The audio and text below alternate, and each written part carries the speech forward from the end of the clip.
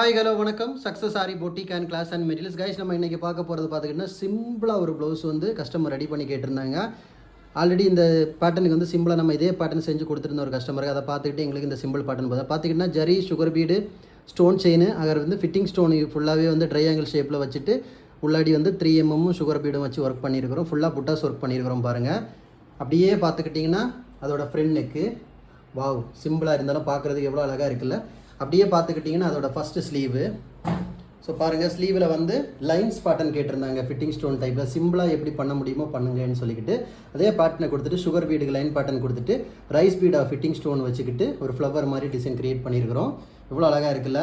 பார்த்தீங்கன்னா இது second sleeve. Guys, நம்ம ஷாப் எங்கே இருக்குன்னு பார்த்தீங்கன்னா திருச்சியில் திருவானைக்கோயிலில் ஏஜி மால் கிரவுண்ட் ஃப்ளோரில் இருக்குது சக்ஸஸ் ஆரி பொட்டிக்.